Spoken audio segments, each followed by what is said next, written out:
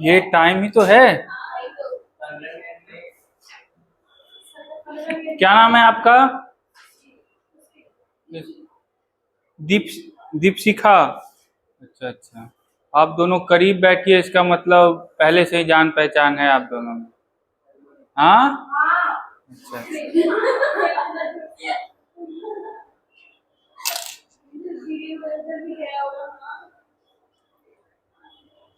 आपको क्या नाम है? सृष्टि ना?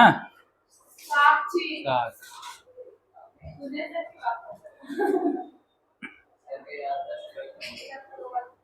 गर्मी में थोड़ा सा कम हो जाता है।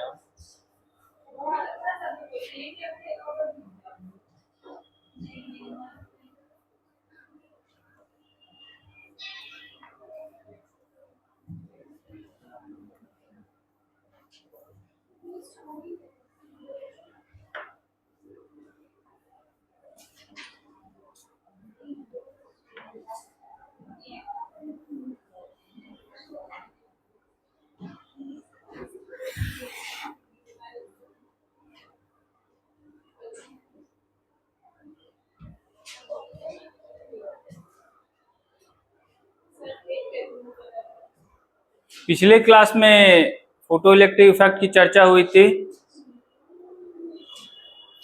आप लोग में से कितने लोगों ने मॉड्यूल लाया है? किसी ने नहीं लाया है? बहुत बढ़िया है। किसी ने नहीं लाया?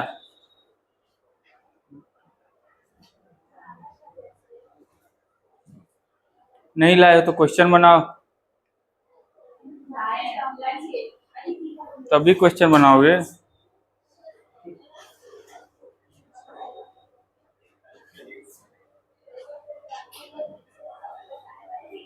लिखो, क्वेश्चन लिखो।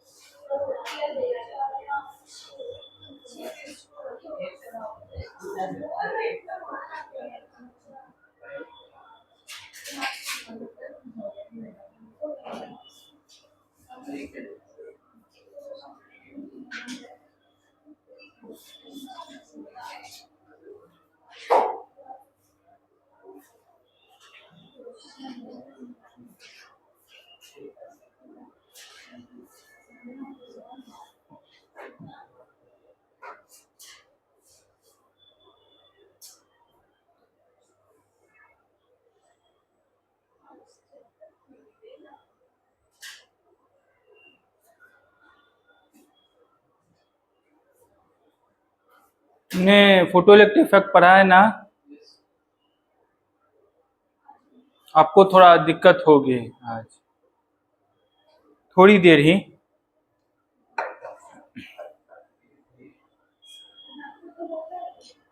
क्या?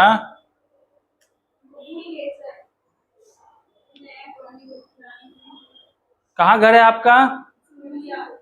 समस्तीपुर ही? ठीक है। अच्छा, आप दोनों का घर एक ही जगह है?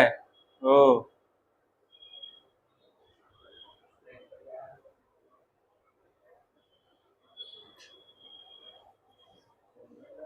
और 10th बिहार बोर्ड से छिए? हाँ ना? अच्छा, आपको आता है। मैंने जो कहा वो समझ गई ना? तब देखो आता समझ तुम भी।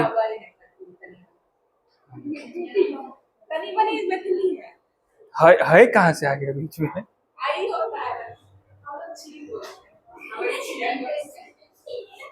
चलो क्वेश्चन को जल्दी करो। ए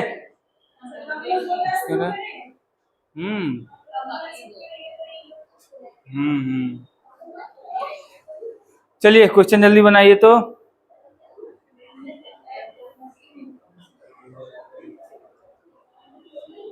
क्वेश्चन समझ में आ रहा है ना? हाँ, क्या नाम बताया था? अच्छा, इससे थोड़ा दूर होकर बैठो 2-4 दिन, दिमाग खाएगा तुम्हारा। तुमको तो बुझा नहीं रहा होगा। हाँ, तो क्लास छोड़ोगी तो ऐसे ही नहीं बुझाएगा। जल्दी करो। नहीं आ रहा है, मुझे पता है। क्या नाम है? संगीता। हाँ, एकता। एकता हो गया? नहीं हुआ तुमसे? हेलो, उधर। मुझे पता था किसी से नहीं होगा। देखो ध्यान से। तुमसे जी? तुम खाली बकैती कर रहे हो आजकल, नहीं?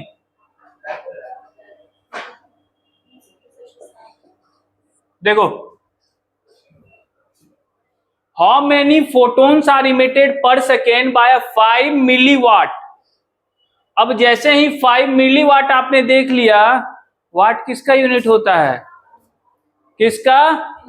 आपने 10th क्लास में अगर फिजिक्स पढ़ी होगी थोड़ा सा भी, तो देख वहां सुना होगा कि वाट जो है पावर का यूनिट होता है।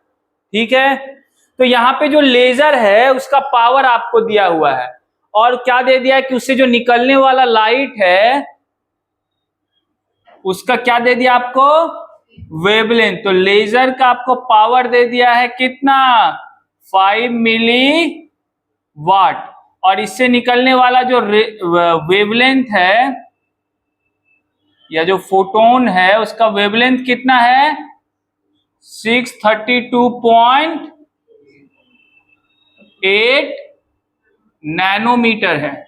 ठीक है, आपसे पूछ क्या रहा है? हाउ मेनी, कितना फोटोन निकलेगा 1 सेकेंड में, यही पूछ रहा है आपसे।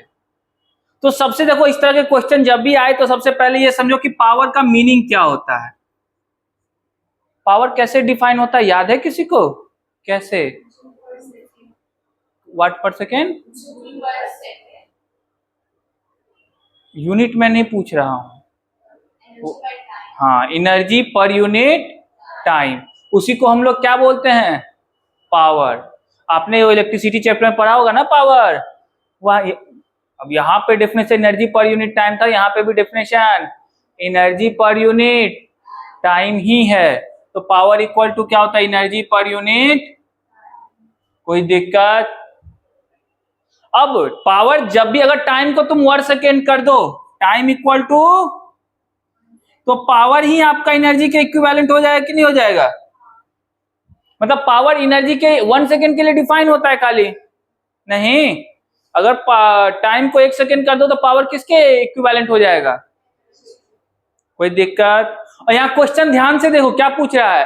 Photons emitted per second. अच्छा, अगर आपको एनर्जी में दे देता, एनर्जी दे देता तब तो आप क्वेश्चन कर देते ना। कैसे? ये वाला टर्म से, एन मतलब नंबर ऑफ फोटोन, तब तो एन की वैल्यू निकाल देते ना आप लोग। अब निकाल दोगे ना, क्योंकि अब खेला समझ में आ गया पावर और एनर्जी का रिलेशन। एनर्जी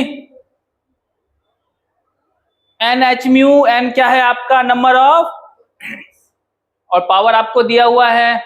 तो अगर 1 सेकेंड में जितना एनर्जी रेडिएट हो रहा है वो क्या होगा? आपका पावर ही तो है। और आपसे क्वेश्चन में पूछ भी क्या रहा है? पर second he number of photon. तो इसको ऐसा लिख सकते, देखो तो E/T और N/T मान ले, तो ऐसा कर देता हूं, और T इक्वल टू क्या कर देता हूं मैं? तो ये सीधा हो जाता है power equal to NH mu. अरे बोलो, हो जाता है। तो आपको चाहिए क्या? यही वाला क्वांटिटी ना, N/T पर सेकेंड, मतलब 1 सेकेंड में कितना हो रहा है। अब तो निकाल लोगे ना? चलो करो जल्दी करो।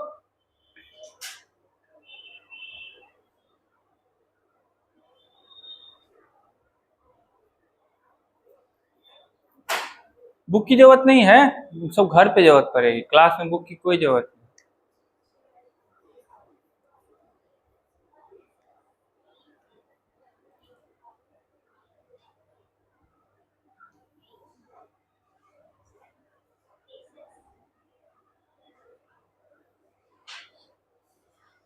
लेकिन म्यू नहीं दिया हुआ है, वेवलेंथ दिया हुआ है। वेवलेंथ को उसमें चेंज करना आता ही है ना तुम लोग को।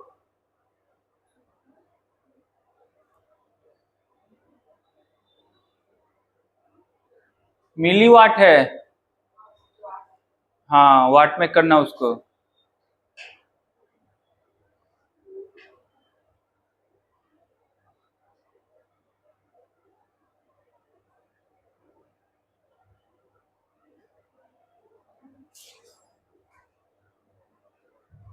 देखो power equal to N H mu. Power कितना है 5 10⁻³ एन एच की वैल्यू तो सभी लोग जानते ही है ना। हाँ हाँ,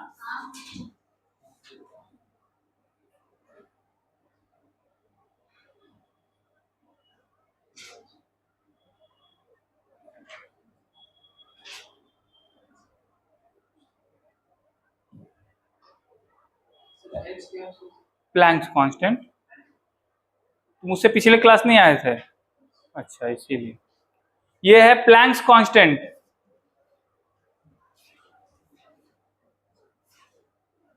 तो n इक्वल टू देखो तो क्या हो जाएगा 5 इंटू 10⁻³ इंटू लेमडा। ये लेमडा आएगा ना क्रॉस करोगे तो लेमडा की वैल्यू कितनी दी हुई है? नैनोमीटर है, मीटर में करोगे कितना? -9 ना। इस बात को याद रखना। 1 नैनोमीटर कितना होता है? 10⁻⁹। और डिवाइडेड बाय दिस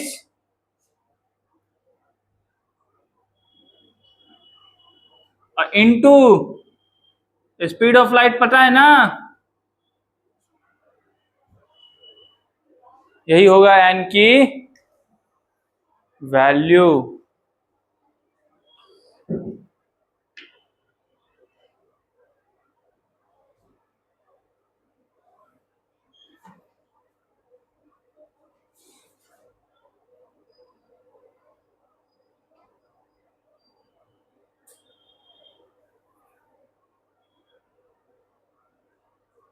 समझ गई तुम साक्षी? हाँ हाँ, ठीक है। ये हंस रही है, क्या नाम है इसका? अंजना। अच्छा, संजना। संजना हंस रही है। इसके हंसने का कारण क्या है पता है? ये कल ऑफिस में बोल रही थी उस दिन, जो साक्षी जो है हमसे 10 टाइम्स लॉर्डर बोलती है, इसीलिए हंस रही है ये, क्योंकि इसके मुंह से आवाज निकलता ही नहीं है। और ग्लूकोज भी देखो इसका खत्म हो गया है।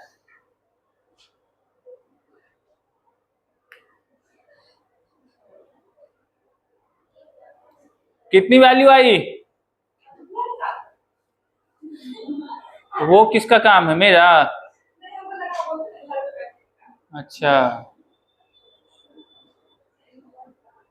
2 सेकंड लगेगा नहीं इनको, सब में घर पे चाहिए काम। और घर पे कितना कर लेंगे? कितना हुआ गीतांजलि?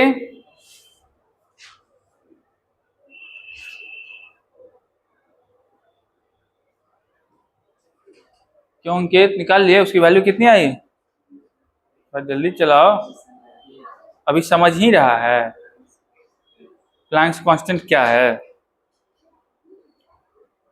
उसको कॉपी से लिख लीजिएगा आप लेके कॉपी।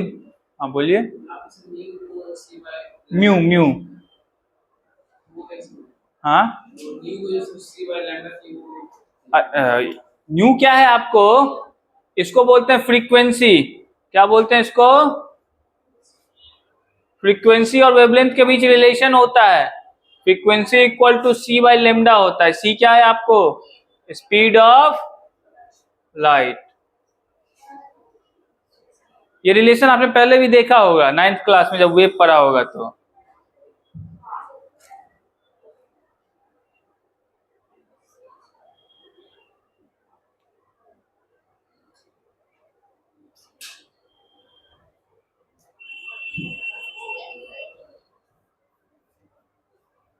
हो गए?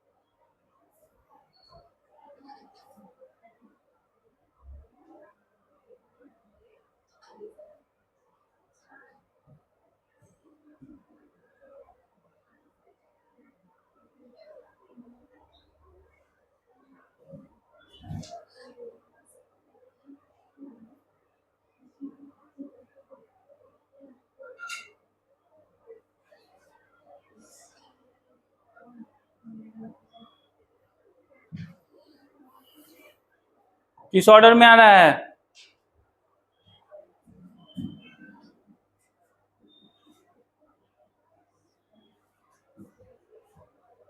ऊपर वाला क्वेश्चन जल्दी करो। अब ऊपर वाला क्वेश्चन पढ़ लिया?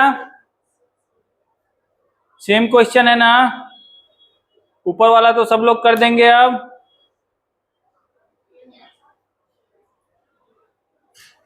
ऊपर वाला तो सभी लोग कर लेंगे ना? हाँ, किया जाए जल्दी।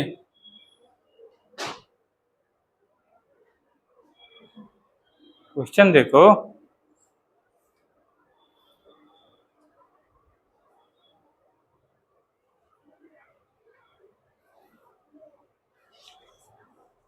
हमारा किताब कुछ सही लग रहा है। कहाँ से लिया किताब? इसलिए थोड़ा सही है।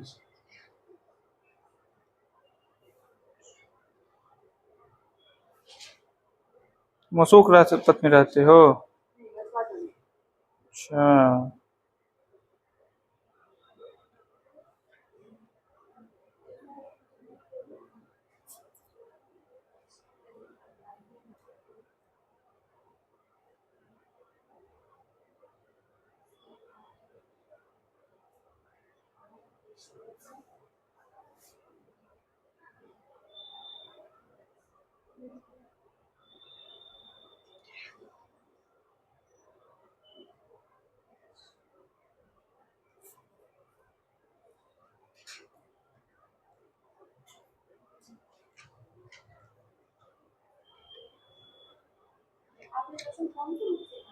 हम्म, कौन से? जहां से मन वहां से।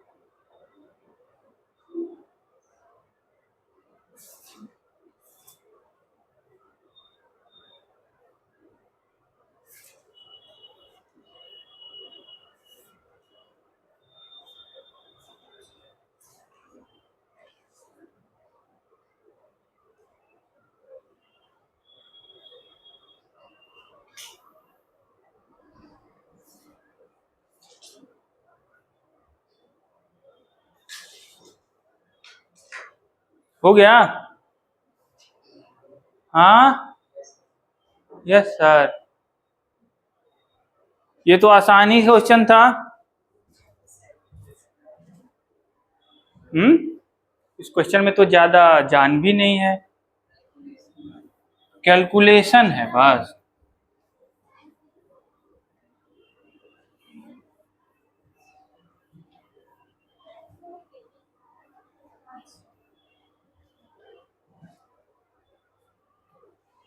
देखो सेम क्वेश्चन है, आपसे क्या पूछ रहा है कि वेवलेंथ क्या होगा, क्या दिया हुआ, उसका पावर दिया हुआ है 200 वाट एंड एन की वैल्यू दी हुई है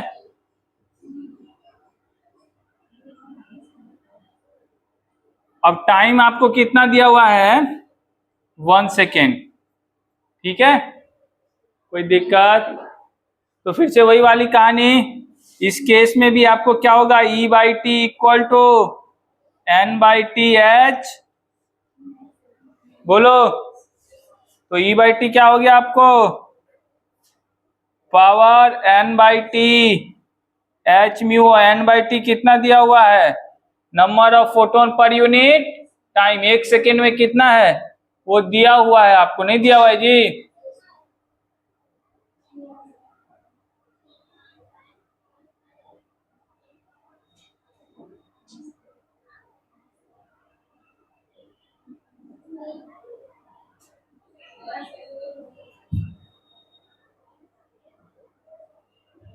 तो लेमडा यहां से क्या हो जाएगा,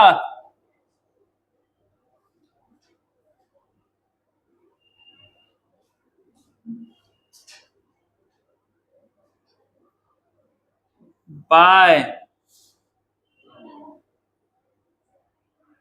कितनी आ रही है इसकी वैल्यू, हाँ -7, सबकी उतनी आ रही है क्या,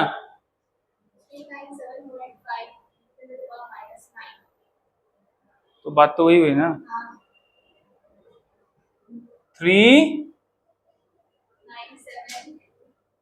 नैनोमीटर। 10⁻⁹ आ रहा था ना, तो नैनोमीटर ही होगा ना।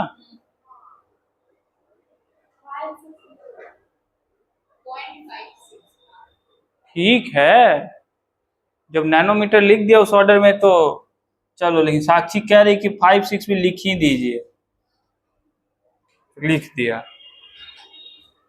और भी 4 5 डिजिट आ रहे थे क्या, सही है।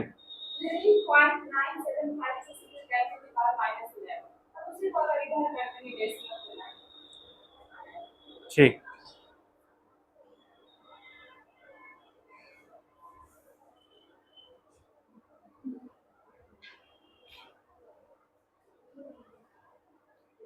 गीतांजलि इतना ही आया था ना, नहीं इतना नहीं, जबरदस्ती इतना आ रहा है, हाँ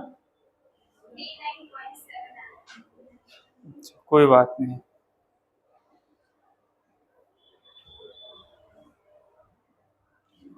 सबने लिख ही लिया, सबने बना ही लिया होगा इसको, तुम दोनों।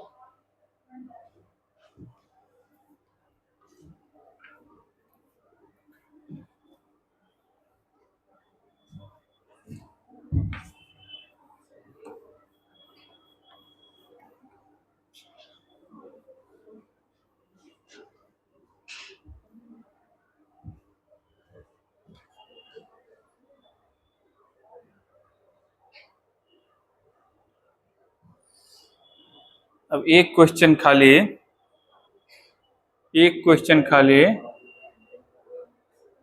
फोटो इलेक्ट्रिक इफेक्ट का भी कर ही लो।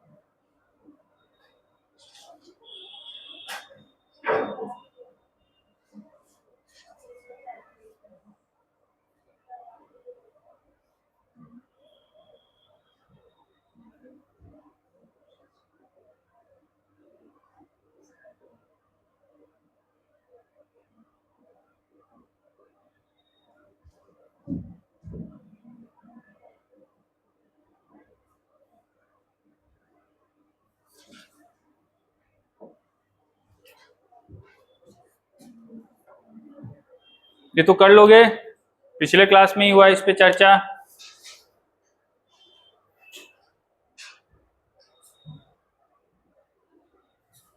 इतनी सरसरी निगाह से काहे देख रहे हो, लग रहा है कौन सा चीज है। बहुत आसान क्वेश्चन है, क्योंकि तांजलि कुछ जान है इसमें, कुछ है।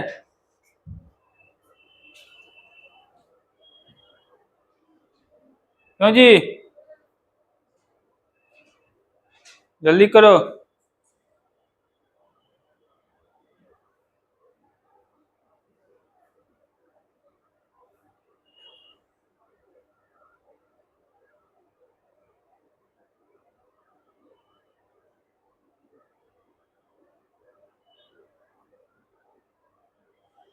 आइंस्टीन साहब की थ्योरी देखी थी ना हम लोगों ने, फोटो इलेक्ट्रिक इफेक्ट को लेके, वही से है ना क्वेश्चन।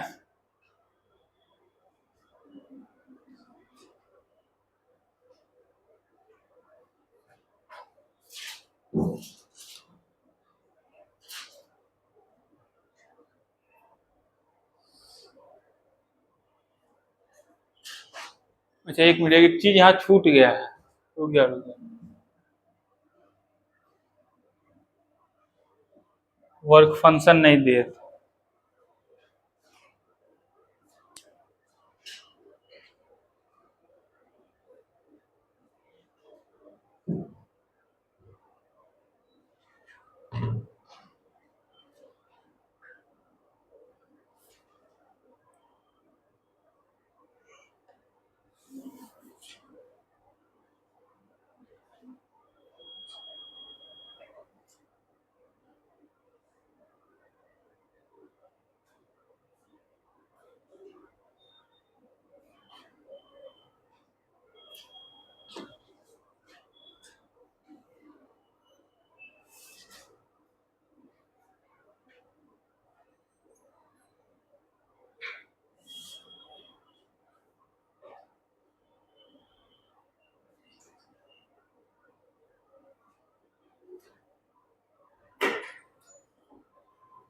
क्या है?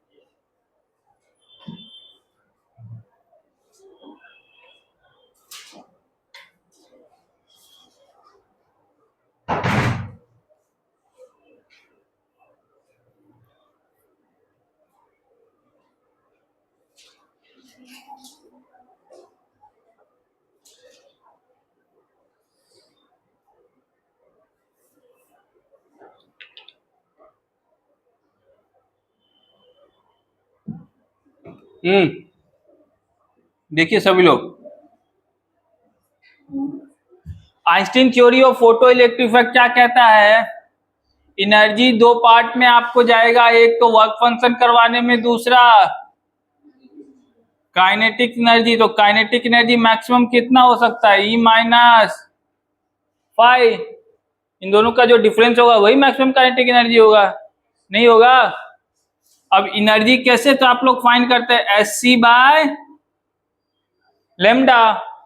कोई फोटोन आ रहा है, उसके एसोसिएटेड एनर्जी कितनी होती है? Sc बाय, ये तो सभी लोग जानते हैं। अब -5 क्या है इसका? Work function. बहुत बढ़िया, तो हो गया ना। सबसे पहले एनर्जी का वैल्यू निकालो, तो H की वैल्यू सब लोग जानते ही हैं। अच्छा एक तरकीब बता देता हूं, जब भी, हल्ला मत करो ज्यादा, जब भी वर्क फंक्शन, यहां देखो जूल में दिया हुआ है क्या? वर्क फंक्शन मतलब एनर्जी, एनर्जी देना चाहिए था जूल में, किस में दिया है? किस में दिया है? इलेक्ट्रॉन वोल्ट में। किस में? अब तुमको Sc पहले फाइंड करना होगा, वो जूल में आएगा, फिर उसको क्या करना होगा? इलेक्ट्रॉन वोल्ट में कन्वर्ट करना होगा। करना होगा ना? नहीं करना होगा? कर लोगे? हाँ करो, पहले कर ही लो तुम लोग, उसके बाद ही वो चीज मैं बताऊंगा। थोड़ा मेहनत कर लो।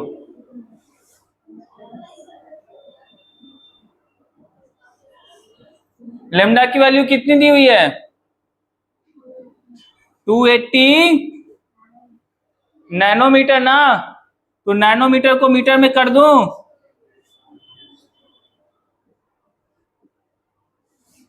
ये कितनी हो जाएगी बताओ?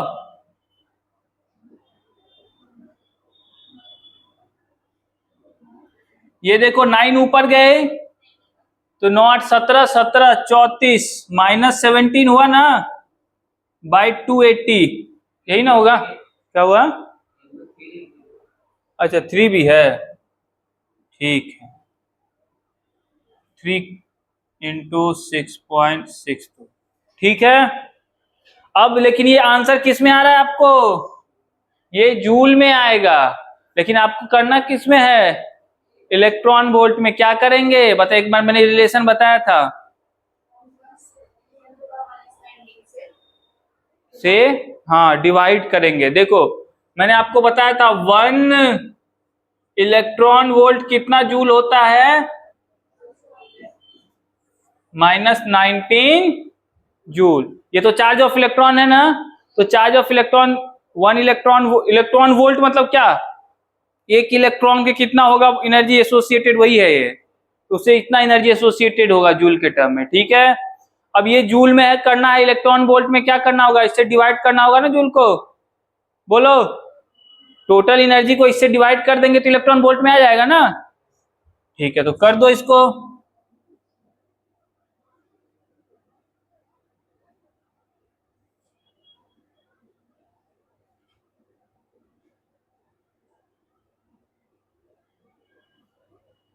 ठीक है, अब -5, इसकी वैल्यू कितनी आ गई बताओ तो? इसकी वैल्यू थोड़ा सॉल्व करके बताओ जल्दी।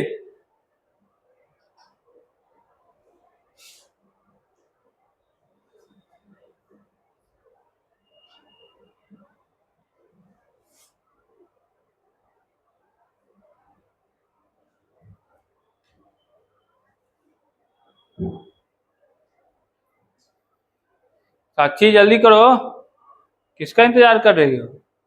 कोई नहीं आने वाला है।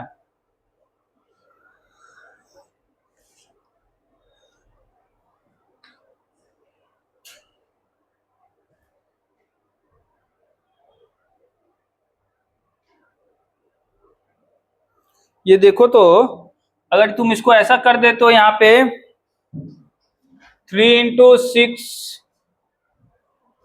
6.62 डिवाइडेड बाय 2.80 इंटू 1.6, तो ये हो जाएगा 10⁻⁻17 ना। ऐसा होगा? 2 डेसिमल इधर घटा दिए तो 2 इधर भी चला गया, अब ये दोनों कैंसिल हो गया। हाँ, अब इसको सीधा कर लो, तो मुझे लगता है ये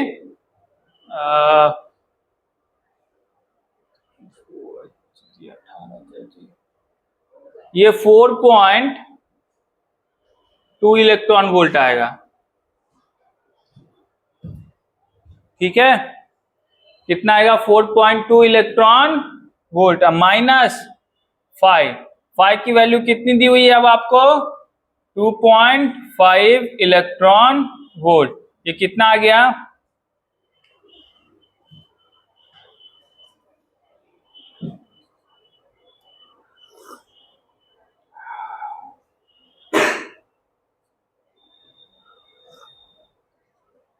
कितना आ गया? अरे इसको घटाने में भी दिक्कत हो रहा है इन लोगों को। 1.7 इलेक्ट्रॉन वोल्ट, यही उसकी क्या होगी? Kinetic energy. किसके टर्म में? इलेक्ट्रॉन वोल्ट के टर्म में।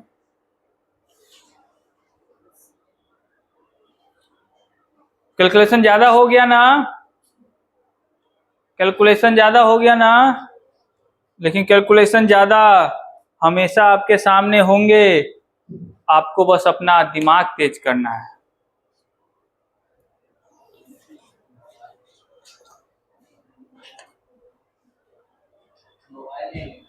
क्या ले लोगे? मोबाइल। देख रहे हो आज के समय में बिना मोबाइल लिए ही सब कुछ हो जा रहा है, सारे पेपर तो वैसे ही लीक हो जाते हैं। मोबाइल लेके तुम जाओगे, इससे बढ़िया क्या घर ही पे पेपर क्यों नहीं मंगवा लेते?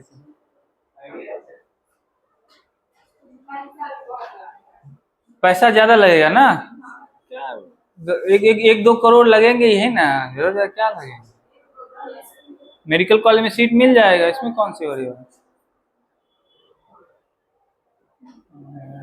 कर रहे हो तुम लोग। देखो अब इतना करने की जरूरत, एक छोटा सा टर्म मैं बता देता हूं। जनरली जो आपको क्वेश्चन होंगे इलेक्ट्रॉन वोल्ट में दिया जाता है, जूल में कम ही देखने को मिलेगा, क्योंकि जूल बहुत बड़ा एनर्जी का यूनिट है और इलेक्ट्रॉन वोल्ट छोटा। देख खुद कंपेयर करके देख लो ना, जूल जूल जूल इसके कंपेरिजन में कितना बड़ा है, ये 10⁻⁻19 टाइम्स लगभग छोटा है, नहीं जी।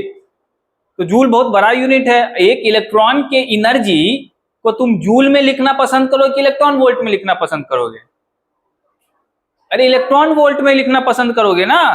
एक इलेक्ट्रॉन की एनर्जी कितनी होती होगी, जूल के टर्म में बहुत छोटी है वो। तो जनरली जो क्वेश्चन आएगा किसके टर्म में आएगा, वो इलेक्ट्रॉन वोल्ट के। अब लेमडा की भी जो वैल्यू जनरली, मैं जनरली की बातें कर रहा हूं, वो नैनोमीटर के टर्म में आती है। तो अगर ऐसा केस आए तो सिंपल का इतना करने की जरूरत नहीं है,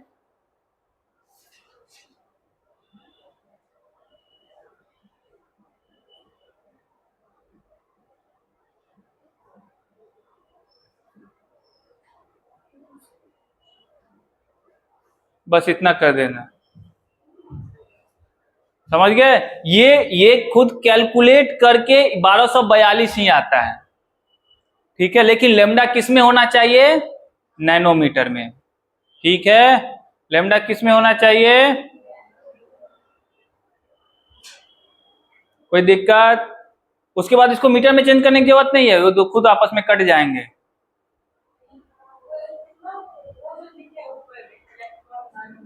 नैनोमीटर, यस।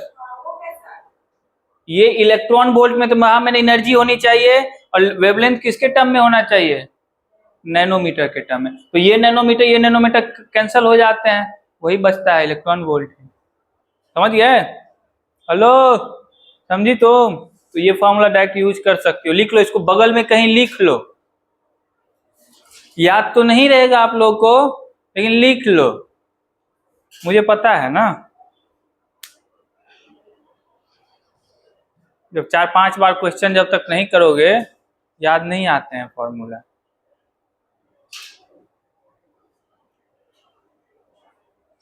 क्यों एकता, याद आते हैं? तब देखो इसको एक्सपीरियंस है।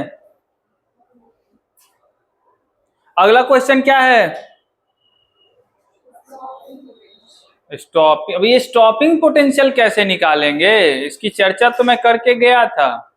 चर्चा करते समय तो आप लोगों को खूब मजा आता है, क्वेश्चन जैसे आते हैं तो सारे चर्चा भूल जाते हैं आप लोग। हाँ, कुछ चीजें बुद्धि से भी की जाती है, हर चीज के लिए फॉर्मूला थोड़े है। जीवन में तुमको हर चीज पका पकाई मिलेगा, हाँ? बुद्धि कब काम करोगे? क्यों? नाम बताना होगा 4-5 दिन आपको। दीपशिखा, हाँ दीपशिखा मेरे दोस्त का बड़ी बहन का नाम था, तो याद रहेगा, ठीक। दीपशिखा अब है, अरे है मतलब।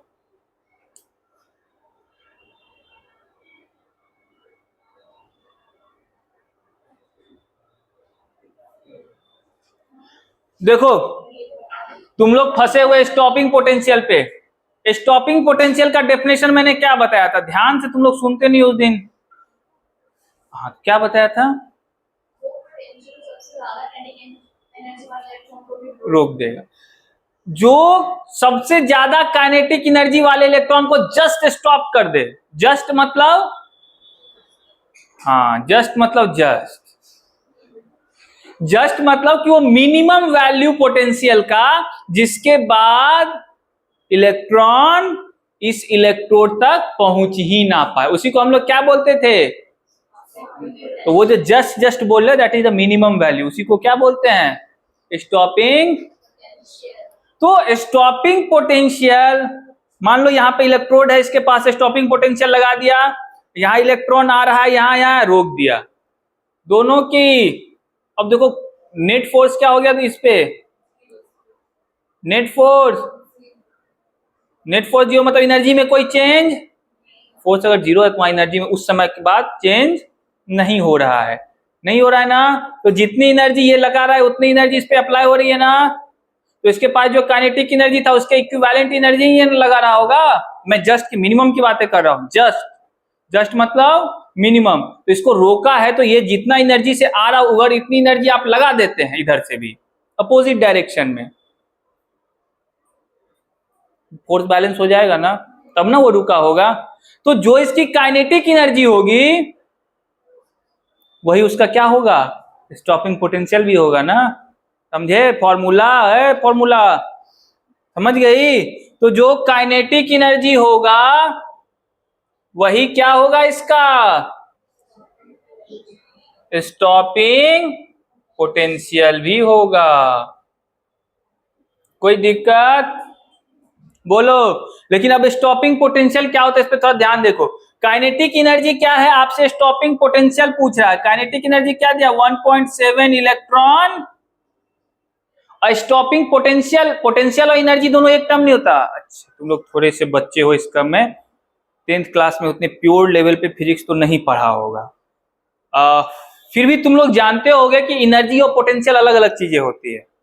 Energy of a battery and potential of a battery दोनों अलग अलग चीजें हैं। नहीं पढ़ा था या नहीं पढ़ा भी नहीं होगा, मुझे पता है, कोई बात नहीं।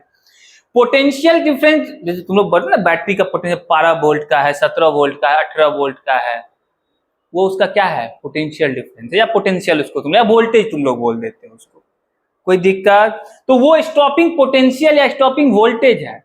पोटेंशियल में जब तुम लोग चार्ज से मल्टीप्लाई कर दोगे तब वो क्या बन जाती है, एनर्जी। तब क्या बनती है, तो इलेक्ट्रॉन है, आ कौन रहा है, इलेक्ट्रॉन। तो इलेक्ट्रॉन के पास चार्ज है, तो एक इलेक्ट्रॉन के चार्ज से जब पोटेंशियल में मल्टीप्लाई कर दोगे तो क्या बन जाएगा, एनर्जी। तो काइनेटिक एनर्जी अब होगा, समझ गए बातों को।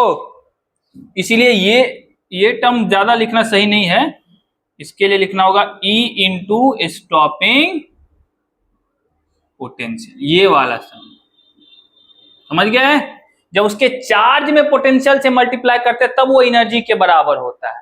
पोटेंशियल और एनर्जी सेम चीज नहीं है। तो चार्ज तो तुम लोगों को पता है इलेक्ट्रॉन, इधर भी इलेक्ट्रॉन, तो पोटेंशियल कितना आ गया 1.7 वोल्ट। यूनिट तो जानवे करते हो ना पोटेंशियल का, 1.7, ठीक है, मतलब 1.7 वोल्ट का पोटेंशियल अप्लाई करना पड़ेगा न्यूमेटिक डायरेक्ट, तब जाके क्या होगा इलेक्ट्रॉन, ठीक है।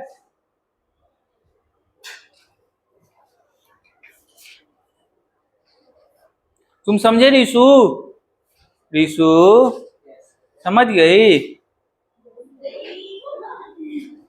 क्या हुआ, क्या हो गया अगर वो लड़की रह हो गया कुछ सेकंड के लिए तो, तुम्हें शर्म आ रही है क्या, कौन,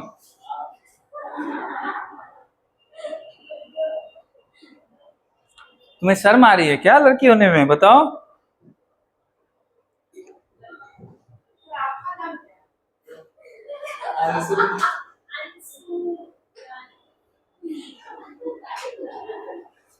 मेरा नाम नहीं पता है तुम्हें, तो उधर जाके ऑफिस में जाके पूछना है, यहाँ नहीं।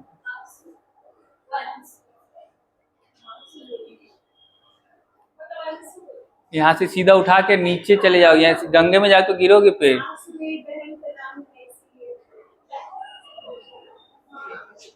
थोड़ा उसको वो लगा ही दीजिए।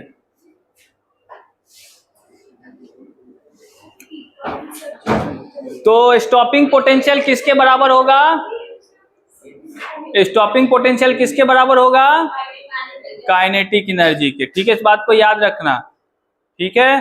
तो ये फॉर्मूला उस दिन मैंने शायद ना लिखाया था, तो लिख भी सकते हो, stopping potential EV equal to kinetic energy, और काइनेटिक एनर्जी तो क्या है आपको फॉर्मूला, E माइनस फाइव। तो ये भी एक फॉर्मूला हो सकता है ना, स्टॉपिंग पोटेंशियल क्या होगा आपका E minus five kinetic energy के बराबर, ठीक है। इसको भी बगल में लिख लेना, लिख लो।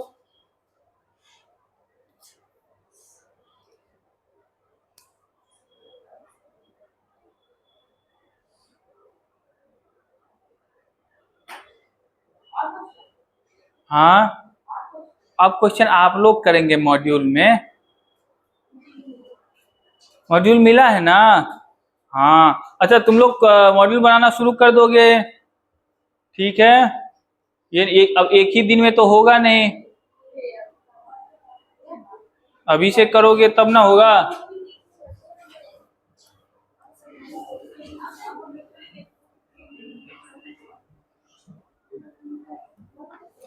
चलो अब हम लोग थोड़ा सा ये जो डुअलिटी का नेचर था वेव और पार्टिकल के बीच जो द्वंद्व चल रहा था उससे थोड़ा सा हट के बात करते हैं। ठीक है, पूरी तरीके से तो हट तो नहीं सकते हैं, थोड़ा सा हट जाते हैं। इससे पहले हम लोग रदरफोर्ड का एटॉमिक मॉडल देख चुके हैं, हम अभी मॉडल ही देख रहे थे। अच्छा आप लोग भूल न जाइएगा, हमारा अभी कौन सा सीरीज चल रहा था? मॉडल, एटॉमिक मॉडल ही पढ़ रहे थे। मॉडल के बीच में ये चीज आ गया तो पढ़ना पड़ गया, तो मेरी कोई गलती नहीं है, मैं फिर से मॉडल पे ही लौटूंगा। तो रदरफोर्ड के बाद उनके चेला साहब मॉडल दिए थे, बात तो आपको पता ही होगा, बोर साहब। तो बोर की मॉडल अभी बची हुई, मैंने नहीं पढ़ाई है, लेकिन बोर के मॉडल पहुंचने से पहले एक और छोटा सा चीज आ रहा है रास्ते में, उसको पढ़ाने के बाद बोर का मॉडल पढ़ाएंगे। ठीक है, तो उस छोटा चीज को भी देख लेते हैं। उस छोटा चीज का नाम है तो बहुत बड़ा चीज, बहुत बड़ा चीज है।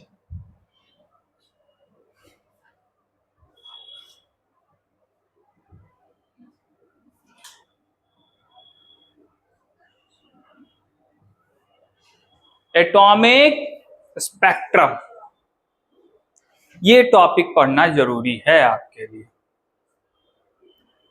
अब एटॉमिक स्पेक्ट्रम समझे इससे पहले थोड़ा स्पेक्ट्रम को समझ लेते हैं। एटॉमिक तो समझ ही लेंगे क्या जी, उससे पहले किसको समझ लें? स्पेक्ट्रम को क्या होता है। क्या होता है स्पेक्ट्रम? मतलब नाम तो खूब सुना होगा, बहुत पॉपुलर है, कभी कभी तो। क्या गीतांजलि, क्या होता है स्पेक्ट्रम?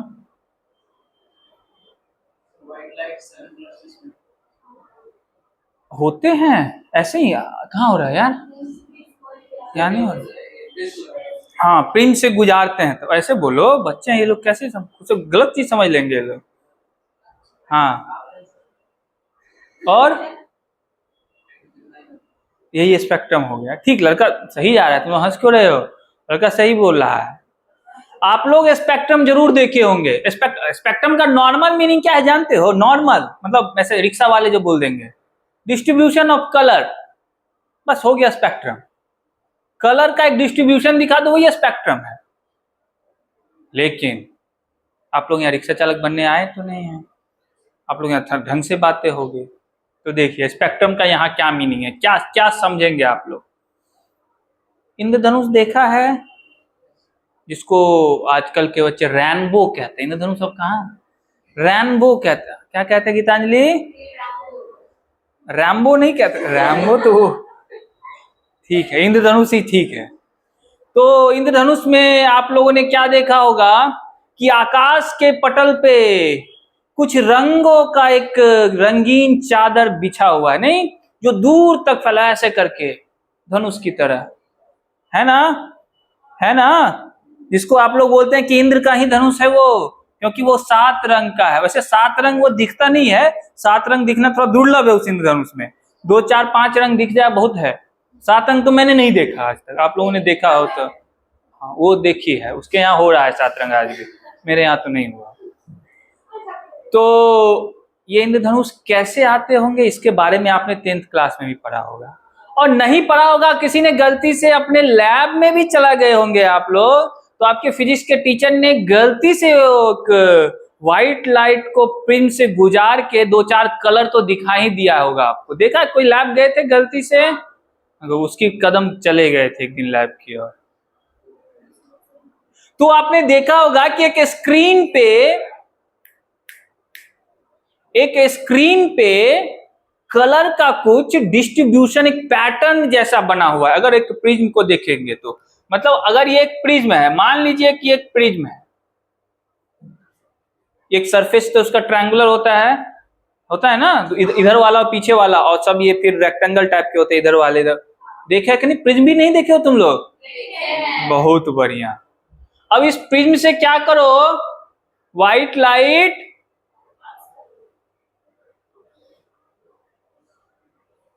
अब व्हाइट लाइट में आजकल सबको पता है कि कितने कलर होते हैं, तो 7 कलर जैसे ही प्रिज्म से पास होगा सब अपने अपने एक डिफरेंट एंगल पे क्या होने लगते हैं,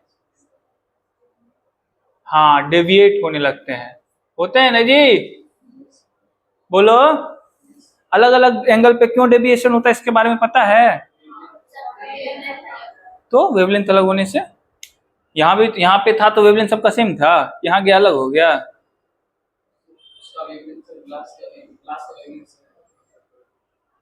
ग्लास के वेवलेंथ से,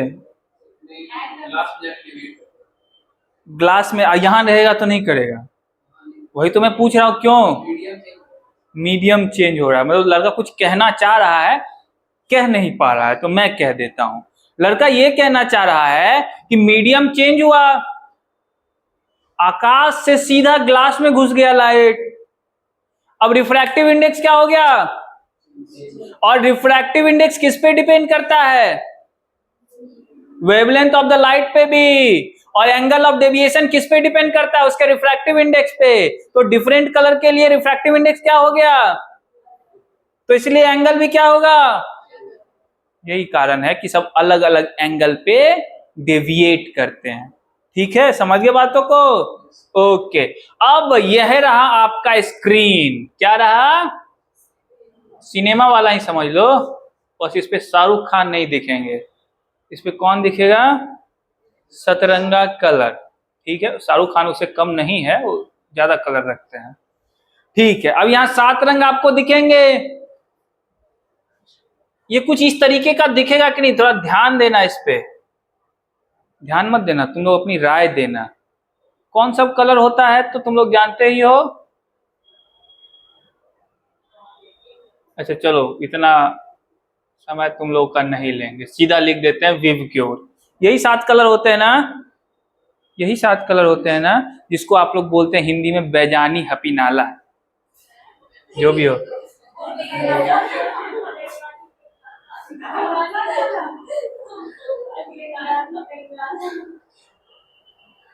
ठीक है, अच्छा नहीं लगा तुम लोग को, अंग्रेजी वाले हो ना, तो विवग्योर समझो। ठीक है, अगर किसी ने उस स्क्रीन को ध्यान से देखा होगा तो उसने देखा होगा जो मिनिमम डेविएटेड कलर होगा वो कौन था, कौन, red. Red, red minimum deviated था, यही यही देखे थे तुम लोग। रेड मिनिमम डेविएटेड था।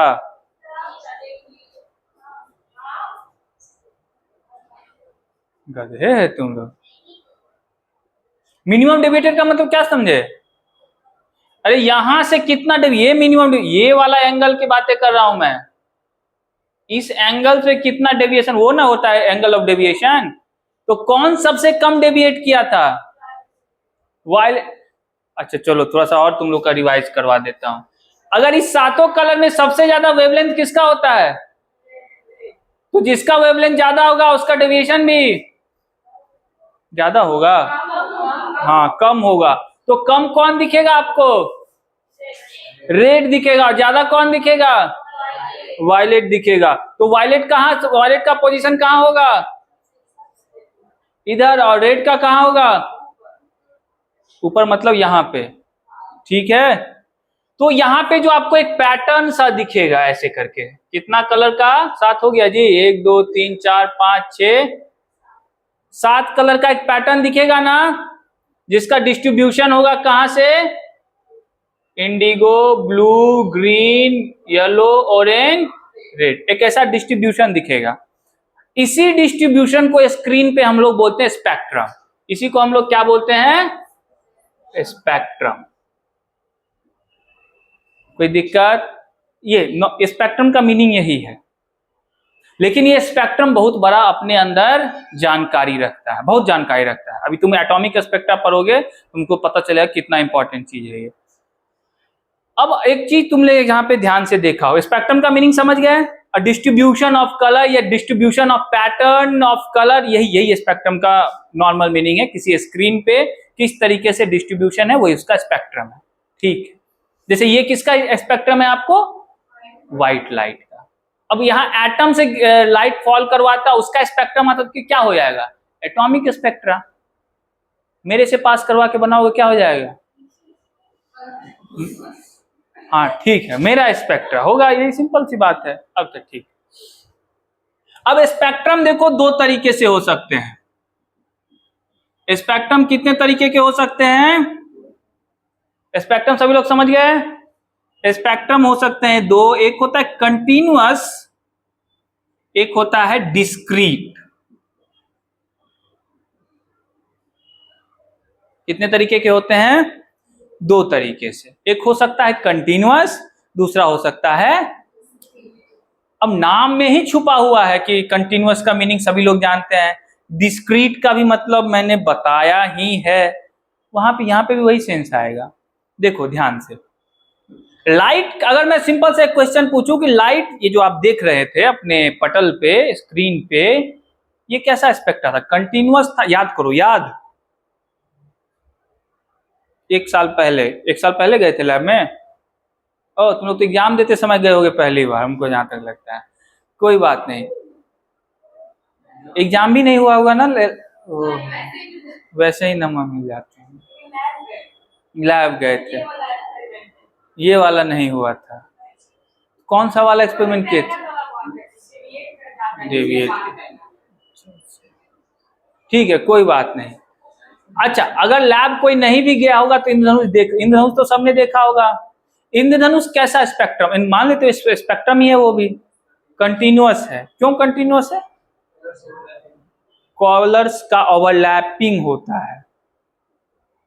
ओवरलैपिंग मतलब ऐसा होता है क्या?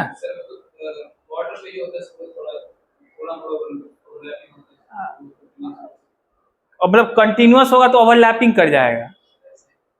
अच्छा, मतलब कहना कुछ और चाह रहा है, हो कुछ और होता है। 10th क्लास में ही होता है, कह नहीं पाता है बच्चे। कोई बात नहीं। अच्छा 11th, हाँ तो 11th तो अभी आया है ना ये। लेकिन कहना चाह रहा है वो क्या कहना चाह रहा है कि अगर आप उसको ध्यान से देखेंगे, ये वायलेट इंडिगो, आप मान लीजिए इधर बढ़ रहे हैं, आप इधर बढ़ रहे हैं तो वायलेट क्या हो रहा होगा? धीरे धीरे, ध्यान देखो, सुनो मेरी बात, ध्यान वहां देना। वायलेट धीरे धीरे किसके तरफ आएगा? इधर मत देखो, वहां देखो। वायलेट किधर आएगा? याद आ रहा है? वो अचानक से ऐसा कुछ नहीं होगा कि इस लाइन के बाद इंडिगो आ गया होगा, ऐसा नहीं हुआ होगा। वायलेट धीरे धीरे यहां काफी तेज होगा, काफी डार्क होगा। वायलेट, डार्क मतलब वायलेट की इंटेंसिटी वहां क्या होगी? काफी ज्यादा होगी। और धीरे धीरे वो धूमिल होता जाएगा, धीरे धीरे उसकी इंटेंसिटी कम होती जाएगी, और इंडिगो अपना रंग वहां से चढ़ाता जाएगा, नहीं चढ़ाता जाएगा। तो ऐसा नहीं होगा कि एक बाउंड्री आएगी उसके बाद इंडिगो इधर वायलेट, ऐसा नहीं होता। समरसता होती है, दोनों एक दूसरे से मिले हुए हैं। कब एक दूसरे को क्रॉस कर जाए पता नहीं। That is the continuous. ठीक है, इसको हम लोग क्या बोलते हैं? Continuous spectrum. कि आपको कोई शार्प बाउंड्री नहीं मिलेगी कलर के बीच, इधर वायलेट इधर इंडिगो, ऐसा कोई बाउंड्री नहीं है। एक की इंटेंसिटी कम होती जाएगी, दूसरे की इंटेंसिटी बढ़ती जाएगी, और बीच में तो हो सकता है कि आपको कोई और भी कलर जैसा दिखने लगे, और कुछ दिखने लगे, हो सकता है, होता भी है। अगर ध्यान से देखो तो कुछ और भी दिखने लगता है। समझ रहे हो मेरी बातों को? That is the continuous. Continuous का सिंपल मतलब कि कोई शार्प बाउंड्री नहीं हुआ, एक कंटिन्यूअस डिस्ट्रीब्यूशन है किसका? कलर का। तो जनरली जो लाइट का जो स्पेक्ट्रा होता है, जिसको आप ये द्विव्योर बोल रहे हैं, ये क्या होते हैं? कंटिन्यूअस स्पेक्ट्रा होते हैं। ये लाइन स्पेक्ट्रा नहीं होते, डिस्क्रीट स्पेक्ट्रा नहीं। डिस्क्रीट वाले को ही लाइन भी बोलते हैं, ठीक है, वो डिस्क्रीट स्पेक्ट्रा नहीं होते। तो कंटिन्यूअस का मतलब आप लोग समझ गए कि डिस्ट्रीब्यूशन ऑफ, अब मैं कलर की बातें थोड़ा छोड़ देता हूं, मैं एनर्जी के टर्म में आ जाता हूं, अपने थोड़ा बड़े हो गए हैं अब।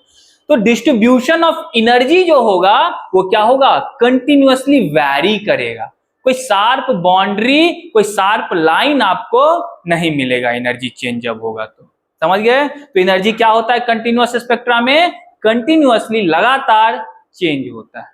ठीक है, तो कंटिन्यूअस स्पेक्ट्रा कैसे लिख सकते हैं हम लोग, कैसे डिफाइन कर सकते हैं? Energy of the spectra continuously changes, there is no sharp boundary between two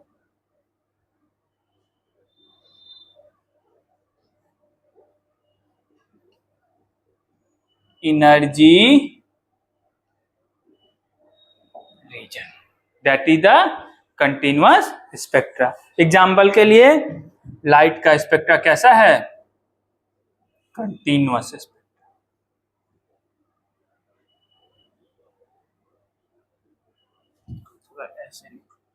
spectra of light, ये क्या है? कंटिन्यूअस। कोई दिक्कत? समझ गए? उसके बाद टर्म आता है डिस्क्रीट। और जब कंटिन्यूअस समझ गए तो डिस्क्रीट भी जस्ट उसका क्या होगा? अपोजिट। डिस्क्रीट का सेंस यहां से क्या आएगा? दीपशिखा क्या आएगा डिस्क्रीट का सेंस? हाँ, कंटिन्यूअस ना हो डिस्क्रीट है। हाँ, क्या जी? मतलब सिंपल सी बात है कि एनर्जी का एक शार्प बाउंड्री दिखने को मिलेगा, एक लाइन दिखने को मिलेगा, और बीच में कोई रीजन आपको देखने को नहीं मिलेगा। उसको हम लोग क्या बोलेंगे? डिस्क्रीट या फिर लाइन स्पेक्ट्रा। क्या बोलेंगे? डिस्क्रीट स्पेक्ट्रा या फिर, समझ गया बातों को? एनर्जी का वेरिएशन क्या होगा? कंटिन्यूअस नहीं होगा। ठीक है, तो इसको कैसे डिफाइन कर सकते हो? Energy of the spectra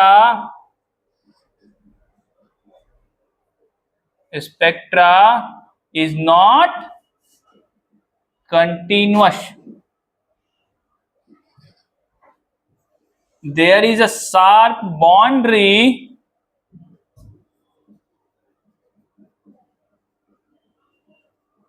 between two energy region. ठीक है, और बीच में उस एनर्जी रीजन के बीच में हो सकता है कि आपको कोई दूसरा एनर्जी रीजन हो ही ना। ठीक है, क्योंकि वेरिएशन क्या होगा? बहुत ही शार्प होगा अपने ये और ये। जैसे डिस्क्रीट वाला मैंने बताया था ना, डिस्क्रीट का क्या मतलब होता है कि या तो ये एनर्जी स्टेट, आइदर दिस, बीच वाला एनर्जी स्टेट नॉट अलाउड। ठीक है, तो डिस्क्रीट जब जो एटॉमिक स्पेक्ट्रा जो अभी आप हम लोग पढ़ने वाले हैं वो कैसा स्पेक्ट्रा होगा? वो लाइन स्पेक्ट्रा होगा या फिर डिस्क्रीट स्पेक्ट्रा, उसी को हम लोग बोलते हैं। ठीक है, वो कंटिन्यूअसली ऐसे वैरी नहीं करता है, वो ऐसे कलर रंग छोड़ते हुए नहीं जाएगा लगातार। समझ रहे हो? हाँ, एटॉमिक पढ़ाऊंगा एटॉमिक स्पेक्ट्रा अभी है, अभी वो पढ़ाने से पहले ही बेचैन हो जाती है। अभी तो पढ़ाना ही एटॉमिक स्पेक्ट्रा, अभी तो बस टाइप बता रहा हूं मैं स्पेक्ट्रा। ठीक है, तो हम लोग इसको क्या बोलते हैं? Atomic spectra. जैसे ये कैसे दिखेगा? ये मान लो ऐसा दिख रहा था, ये कैसा दिखेगा लाइन स्पेक्ट्रा आपको? ये रहा आपका स्क्रीन, ये दिखेगा ऐसे, एक लाइन यहां मिल गया, एक लाइन यहां, एक लाइन यहां, एक लाइन यहां, और बीच में कोई एनर्जी रीजन नहीं है, बीच में आपको ब्लैक दिखेगा। ये क्या दिखेगा आपको? मान लो आपने स्क्रीन ब्लैक रखा हुआ है तो बीच में आपको ब्लैक दिखेगा, यहां यहां कलर दिखेंगे खाली। That is the discrete. ये कैसा है? डिस्क्रीट।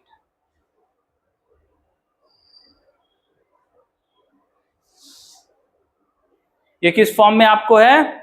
Discrete form.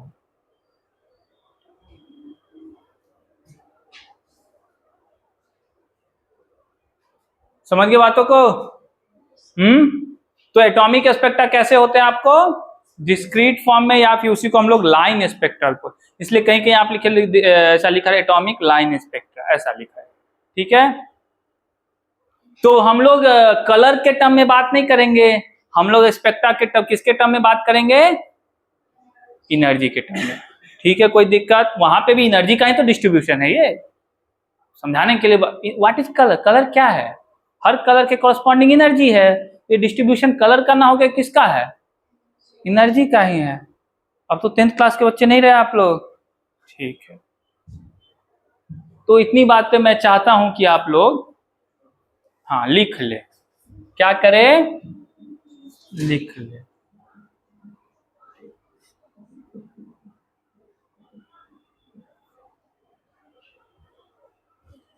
तुम लिखो जल्दी। सुबह सुबह मंदिर जाने से नहीं होता है भगवान जी प्रसन्न। अच्छा, ऐसे ही टीका लगा लेते हैं, बताओ।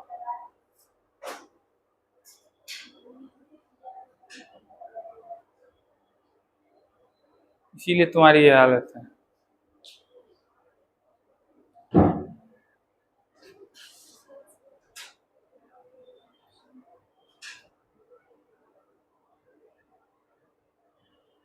गीतांजलि, सब ठीक है ना?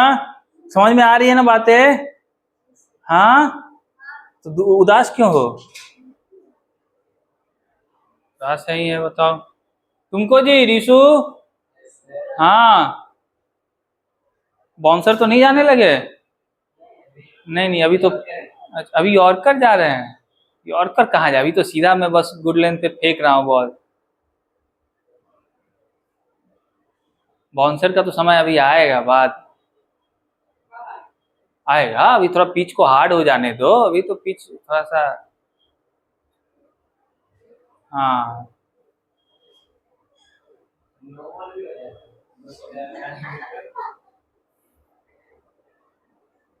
तुम उसका टेंशन क्यों देते? बीच बीच में मैं मैनेज कर लूंगा ना। बीच बीच में फुल टॉस भी जाएगा तो तुम उसको बोलोगे सर ये भी नहीं हो पा रहा है। हाँ, डरा ओ, तुम किसी के कहने से डर गए, इसका मतलब तो गलत बात है। क्यों गीतांजलि? तब कॉन्फिडेंस वो गीतांजलि जैसा रखो, जो होगा देख लेंगे।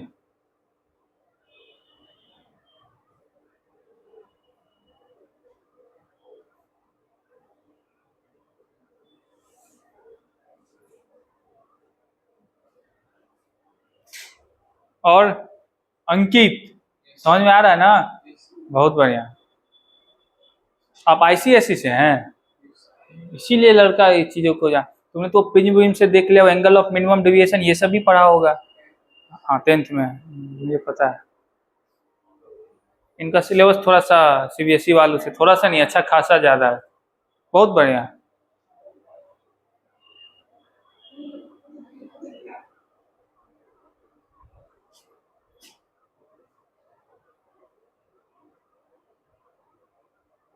हर 3-4 दिन पे घर चले जाया करो। फिर घर जा रही है, बहुत बढ़िया। पढ़ाई लिखाई तो होते रहेगा, जीवन में पढ़ाई चलेगा। घर जाना बहुत जरूरी है। हाँ हाँ, सबको यही लगता है, जिंदा रहेंगे तो पढ़ लेंगे।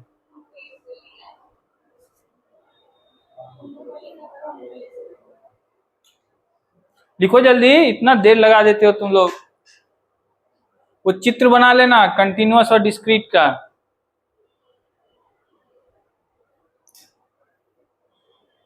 तुम तो मुझसे भी अच्छा चित्र बनाती हो।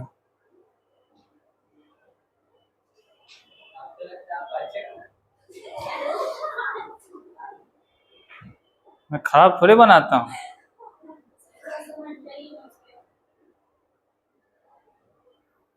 देखो मेरी लिखावट कितनी अच्छी है,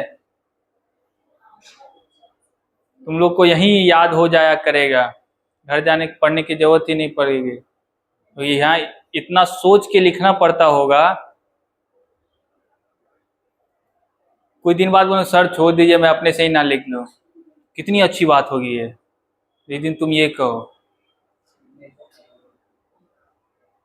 कॉपी का है बन। पढ़ाई खत्म हो गया है क्या? जल्दी करो, कुछ और बातें बतानी है अभी।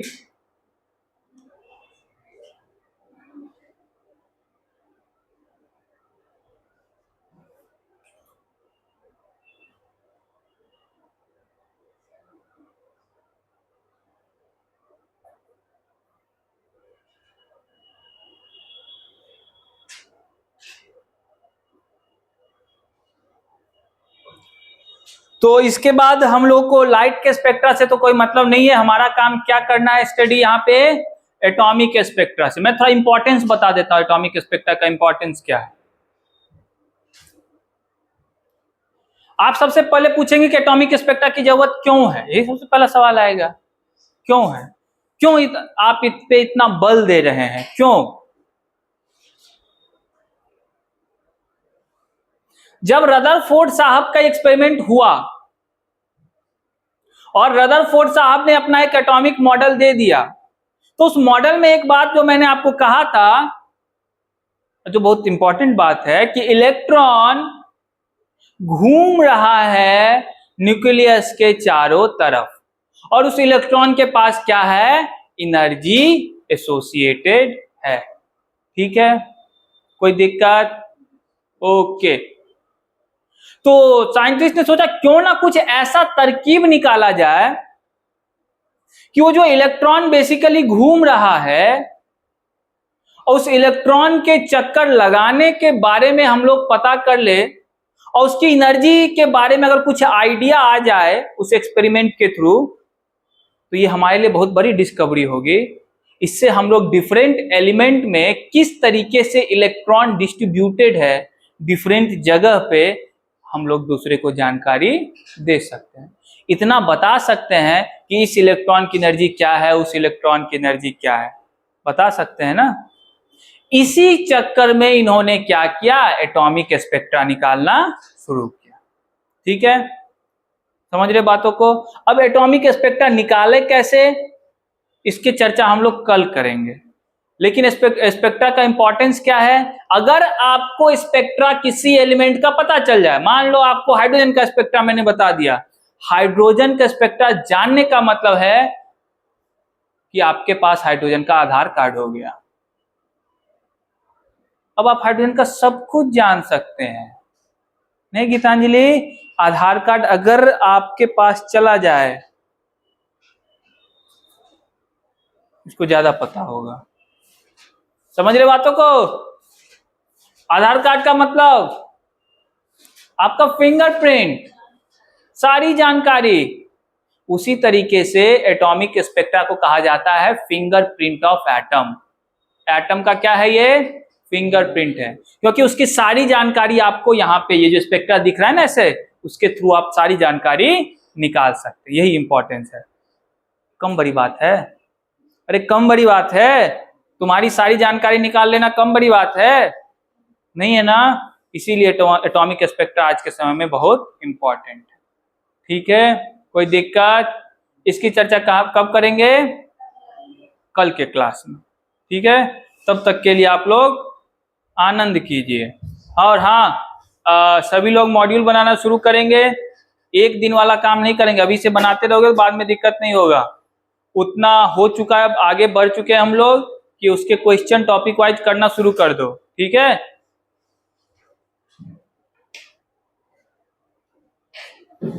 किसी को कोई डाउट नहीं है?